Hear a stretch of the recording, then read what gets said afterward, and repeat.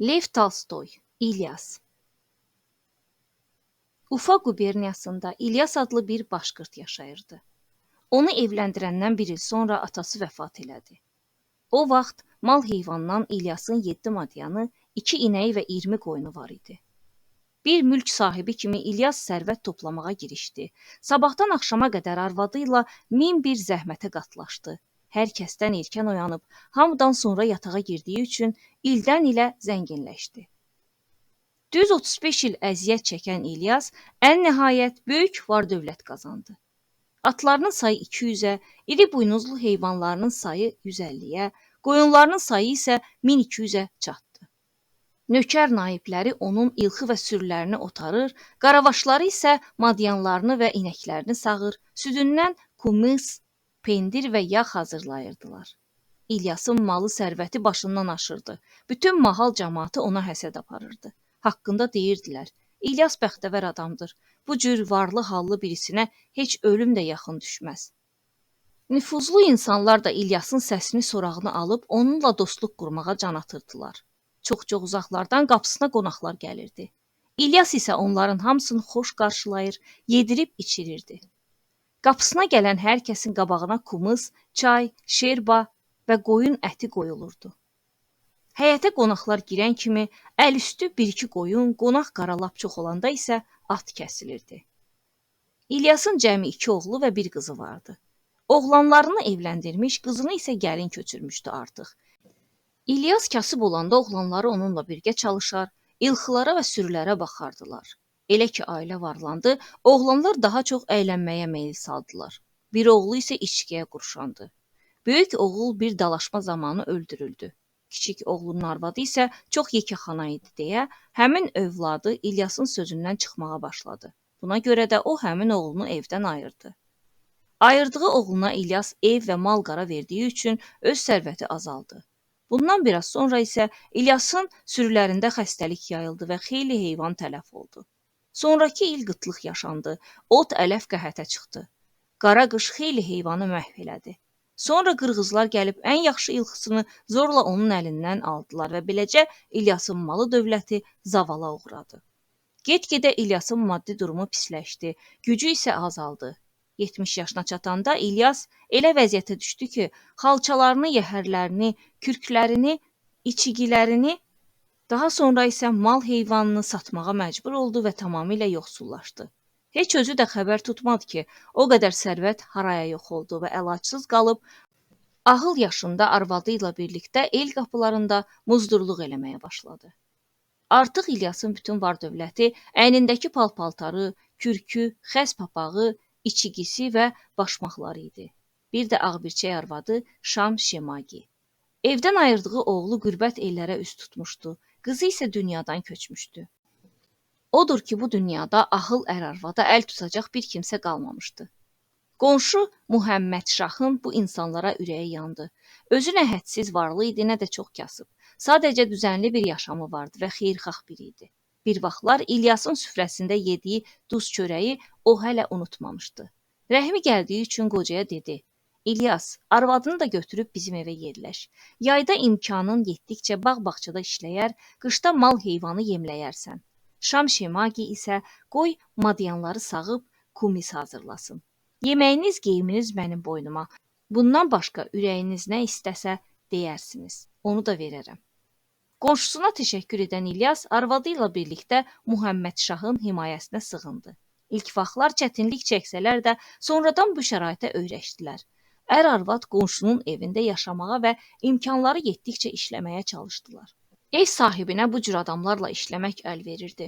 Çünki qocalar özləri təsərrüfat sahibi olduqlarından hər işin çəmini bilirdilər. Tənbəl deyildilər, bacardıqları qədər işə can yandırırdılar.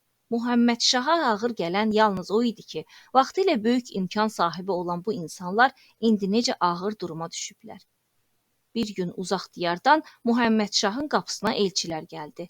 Məclisə molla da çağırıldı. Muhammed Şah göstəriş verdi ki, bir qoç kəsilsin. Heyvanı soyan İlyas bişirdiyi təamı qonaqlara yolladı. Qoç ətindən yeyən qonaqlar bunun üstündən çay içdilər. Sonra isə kumusa keçdilər. Ev sahibi qonaqlarla xalça üstə düzülən qu tükündən döşəkçələrdə oturub, piyalələrdən kumus içib, söhbətləşdikləri vaxt iş gücünü bitirən İlyas açıq qapının önündən keçdi. Onu görən Muhammed Şah qonağından soruşdu. O qapının önündən keçən qocanı gördünmü? Qonaq dilləndi. Hə, gördüm. Onda marağımı çəkəcək nə isə vardı ki, məsələ burasındadır ki, o kişi vaxtı ilə bu mahalın ən zəngin adamı sayılan İlyasdır. Ad sanını yəqin eşitmiş olardın. Qonaq dedi, əlbəttə ki eşitmişəm. Üzünü görməsəm də şan şöhrəti xeyli uzaqlara yayılmışdı. İndi onun əlində ucunda heç nəyi qalmayıb və mənim qapımda işləməyə möhtacdır. Arvadı da bizdə qalır, madyanları sağır. Qonaq necə heyrətləndisə, ağzını nırçıldadıb başını yellədi və dedi, hə, görünür xoşbəxtlik gəldi gedər nemətdir. Fələyin fırlanan təkəri birini təpəyə qaldıranda, digərini çamura atır. Yaxşı, bəs o qoca necə dözür buna? Xiffət zad eləmir ki? Onu haradan biləsən? Sakit fərağat bir həyat sürür özü üçün. Yaxşı da işləyir. Qonaq soruşdu, onunla söhbətləşə bilərəmmi? Həyatı barədə nələrsə öyrənmək istəyirəm. Ev sahibi, niyə də olmasın deyib, alaçığın divarını döyəclədi. Babay, gəl bizimlə birgə kumus iç. Arvadını da gətir. İlyas arvadı ilə birlikdə alaçığa girdi. Qonaqlar və ev sahibi ilə salamlaşdı. Dua oxuyandan sonra girişdə diz üstə oturdu. Arvadı isə pərdənin arxasına keçib ev sahibəsinin yanında əyləşdi. İlyasa da bir piyalə kumus gətirdilər. O, bir daha qonaqlara və ev sahibinə baş əyərək kumusdan bir qurtum alıb piyaləsini yerə qoydu. Qonaq ondan xəbər aldı. Hə baba, bizim bugünkü növrağımıza baxanda yəqin sən öz keçmiş günlərini xatırlayıb dərdə qəmə batırsan. Vaxtı ilə gör necə gen bol yaşayırdın. İndi isə sıxıntılar məngənəsində qıvrılırsan. İlyas gülümsəyərək dedi. Əgər əsl xoşbəxtliyin və bədbəxtliyin nədə olduğunu sənə desəm, yəqin mənə inanmazsan. Sən bu sualı mənim xanımıma ver, çünki qadınların ürəyində nə varsa dilində olur. Bu məsələ barədə bütün həqiqəti qoy o sənə açıb söyləsin. Qonaq pərdənin o biri üzünə səsləndi. Hə nənəcan, əvvəlki xoşbəxtliyin və indiki qara günlərin barədə sən nə fikirləşirsən? Pərdənin arxasından Şam Şimaginin səsi gəldi. Mənim gəldiyim qənaət belədir. Ərimlə baş-başa düz 50 il ömür sürmüşük. Daim xoşbəxtlik axtarsaq da onu tapmamışıq. Ancaq 2 ildir bütün sərvətimiz əldən çıxıb və muzdurluqla çörəyimizi qazanırıq. Əsl xoşbəxtliyi biz bunda tapdığımız üçün artıq xoşbəxtlik axtarışlarından əl-ətək üzmüşük. Qonaq da ev sahibi də bu cavabdan heyrətə gəldilər. Muhammed Şah yerindən dikəlib pərdəni çəkdi ki, qarının üzünü görsün. Əllərini çataqlayan qarı gülümsəyərək ərinə baxırdı. Əri isə bu ara ona gülümsünürdü. Qarı bayaqki fikrini təkrarladı. Bu doğru sözümdür, zarafat zad eləmirəm. Varlı olduğumuz o 50 il boyunca biz səadət axtarsaq da onu heç cür tapa bilmədik. Daha heç nəyimiz qalmadığından muzdurluğa başladıq və əsl xoşbəxtliyi onda daddıq. Daha bu dünyadan başqa bir umacağımız yoxdur. Axı indiki xoşbəxtliyinizin məğzi nədədir? Deyim nədədir? Zəngin olanda bircə saat da boş vaxtımız olmurdu ki, dərdləşək, axirətimiz barədə düşünək, Allaha iman gətirək. Qayğılarımız daim başımızdan aşırdı çünki. Qonağımız gəlirdi, düşünürdük ki, ona nə yedirək, nə içirək, nə pay qoyaq ki, bizi yamanlamasın. Qonaq qara olmayanda isə nökər qaravaşı güdürdük ki, az işləyib çox yeməsinlər. Beləcə daim dünya malı üstündə əsirdik. Bu isə günahdır. Ya dayçanı, ya buzovu canavar dağıtmasın deyə, ya da oğru sürünü aparmasın deyə təlaşlanırdıq. Gecələr gözümüzə yuxu getmirdi ki, birdən qoyunlar, quzuları basıb tapdalayarlar. Gecə vaxtı çıxıb tövləyə baş çəkirdik. Təzəcə rahatlaşan kimi qış üçün yem tədarükünün qayğısı alırdı canımızı. Üstəlik bütün bu məsələlərdə ərimlə aramda vaxtaşırı münaqişə olurdu. O deyirdi ki, belə eləyək, mən isə deyirdim ki, yox, belə edək və başlayırdıq dilləşməyə, günaha batmağa. Bu minvalla biz qayğılarla, günahlarla baş-başa bir ömür sürmüş və xoşbəxt həyatın nədə olduğundan bixəbər qalmışdıq. Bəs indi? İndi isə ərimlə mən sevgi və anlayış şəraitində dil tapırıq. Üstündə dilləşəcək heç nəyimiz qalmayıb. Yeganə qayğımız isə ağaya xidmətdir. Gücümüz yetdikcə həm də həvəslə çalışırıq ki, ağa ziyana uğramasın, qazancı bol olsun. Nahar və şam yeməyi baxımından hər hansı qayğımız yoxdur. İçməyə kumuz da tapırıq hələ.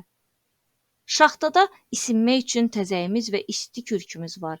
Həm dərdləşməyə, həm də axirətimiz barədə düşünməyə və Allaha tövbə etməyə vaxt tapırıq. 50 il sərasər axtardığımız xoşbəxtliyi biz yalnız indi tapa bilmişik. Qonaqlar bu cavaba güldülər. İlyas söhbətə qoşuldu. Gülməyin mənim qardaşlarım, bütün bu deyilənlər zarafat deyil, insanın bir ömür sonucu gəldiyi qənaətdir. Əvvəllər var dövlətimizi itirdikcə arvadımla mən axmaq kimi buna ağlayıb sızlayırdıq. İndi isə Allah bizim gözlərimizi əsl həqiqəti açıb, onu bizə göstərib. Biz də bu sirri öz könül xoşluğumuz üçün deyil, xeyrini görüb yararlanasınız deyə sizlərlə paylaşırıq. Molla dedi: Bunlar hikmətli sözlərdir. İlyas indi burada həyatın əsl həqiqətini açıb söylədi sizlərə. Bu öyüd müqəddəs kitabımızda da var. Gülüşməyə ara verən qonaqlar fikir aləminə daldılar.